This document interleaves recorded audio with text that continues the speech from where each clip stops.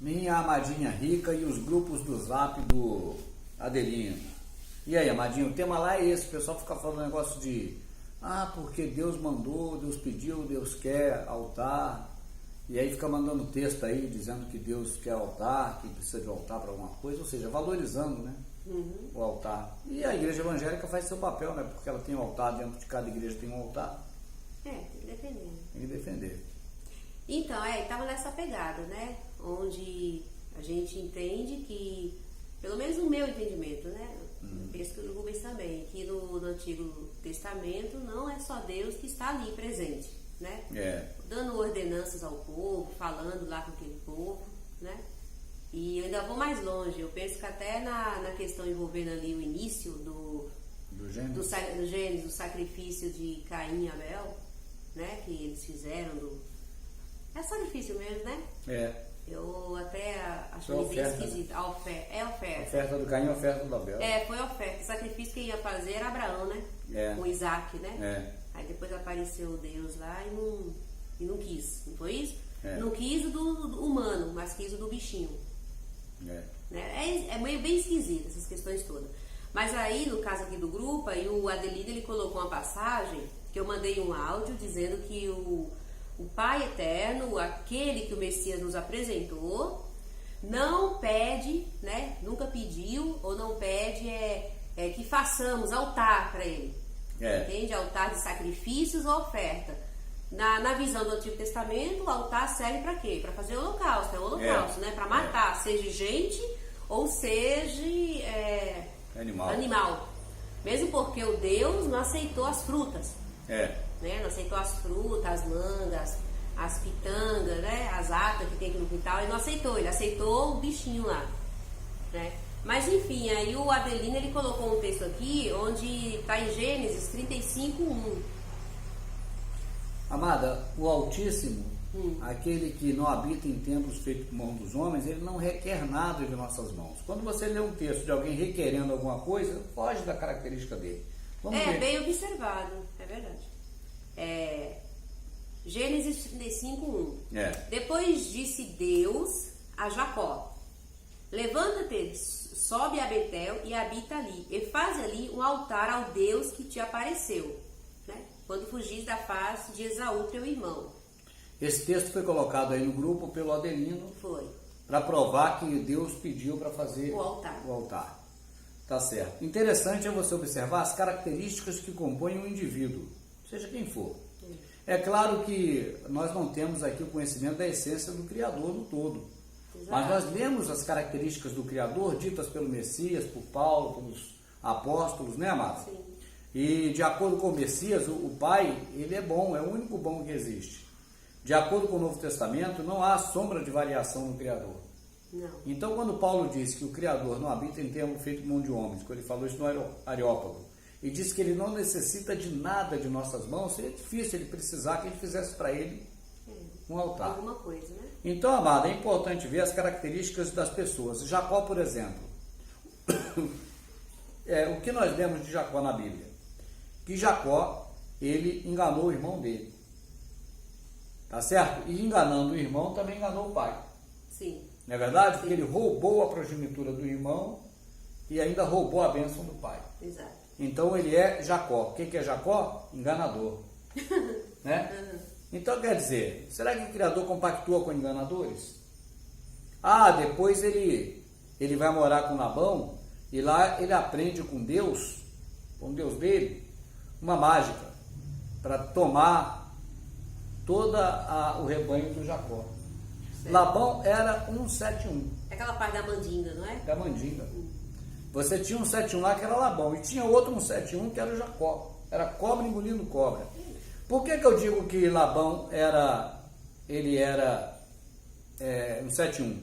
Porque ele fez o cara casar com a filha e entregou outra. O cara ficou um tempão. E na época que estava lá naquela tramóia lá com o Jacó, Labão mudava o jogo. Quando nascia mais vaca malhada, ele dizia, então agora a malhada é minha, salpicada é sua. Aquela piada lá do boi zebu, da vaca murcha. Parece aquilo. Aí o que acontece? Então tem Labão que é um 171. Ficava trocando o macete dele lá, né, de vaca malhada com salpicada. E Jacó, por outro lado, aprendeu a mandinga com o Deus dele. Colocava uma varinha lá onde o boi ia beber água, a vaca, e quando a vaca bebia água, os filhotes que iam nascer dela, nascia tudo de acordo com a mandinga, que era para favorecer ele, para ficar para ele, porque o acordo era esse. Sim. As malhadas é sua, você toma conta de tudo. A malhada é sua, a salpicada é minha. Mas se nascer muita malhada, aí ela falou, não, agora tem que ser a salpicada minha, porque estava sendo muita malhada. Exato. Aí Jacó, tá bom, eu tenho a varinha mágica de condão que Deus me deu. A grande pergunta é, essa característica é de Deus? Compactuar com essas tramóias, cara, com esses enganos, cara? Você confiaria numa... acreditar, né, num ser que fez o céu e a terra estaria debaixo desse tipo de coisa. Então, Mara, você repara bem o seguinte, eu dou um exemplo do super-herói para a gente poder entender. Imagina o Tarzan, Homem-Aranha e Superman. Você pega o Homem-Aranha jogando a teia dele e pulando de prédio em prédio. Certo. Mas daqui a pouco você veste uma tanga nele e manda ele jogar a teia de aranha lá na selva do Tarzan. Quem vê aquilo vai falar, peraí, esse cara tá de tanga, mas tá jogando teia, quem joga teia é o Homem-Aranha. E pega o Tarzan, veste ele uma roupa americana e bota ele aqui tentando andar no cipó na cidade na teia do Homem-Aranha. Tá certo? E o Superman também bota ele como um cara que pula de prédio em prédio e bota o Homem-Aranha voando. Entendeu o que eu tô falando? Não, qualquer criança, qualquer pessoa sabe, peraí, o que voa é um, o que joga teia é outro, porque o que anda no cipó é outro. características, né? Você matou. As características que compõem a personalidade de cada um. As características que compõem a personalidade do Criador. Compactua com quem engana os outros, com enganação? Acho que não. Ele disse, onde tiver dois em concordância ou mais, eu ali estarei. Sim. Né? Quer dizer, quando tem um enganando o outro, ele não pode estar ali. Ele não pode estar compactuando. Não importa qual enganador seja, ele não tomaria partido de nenhum. Ali no Velho Testamento, isso não é tema daqui hoje, mas ali você encontra não só o Criador do céu e da terra, mas encontra Deus estranho. E a palavra ficou tudo misturada. Senhor uma hora é um, outra hora Senhor é outro. Deus ou Yahvé uma hora é um, outra hora é outro. Você só sabe saber quem é Deus e quem não é Deus ali pela característica que compõe o indivíduo. Mas é interessante também observar, não digo para as pessoas que estão assistindo, que eu penso que a maioria já conseguiu se livrar do processo religioso, mas para os irmãos evangélicos. Ou seja, quando o pastor coloca um texto, o que está escrito ali, eles não procuram principalmente nem ler o contexto. Colocou aquele textozinho, aquele versículo, é aquilo e acabou. E muito menos, de repente, o significado das palavras, né, das frases, das palavras, e principalmente a história toda. Quando você bem explicou, né, pra gente aqui, que tem a característica do Criador do céu e da terra, né, e desse mesmo Criador que o Messias apresentou. Exato. Né, e tem as características do lado B. Né, então a gente vai observando, mesmo lendo todo o Antigo Testamento, e isso consegue ficar muito claro pra gente, fica bem claro na mente, quando você lê o texto, igual muitos acontecidos ali do Davi, né? Do Davi. O mesmo Deus que apareceu para Salomão, um Deus que não sabia nada, não era onisciente, não era nada, apareceu para ele e diz que se ele fizer algo, sendo que ele já tinha feito, e por aí vai. Então tem alguma coisa errada. Né? Então quando você entende que na antiga aliança tem dois seres agindo, fica mais fácil a compreensão. E você não vira ateu.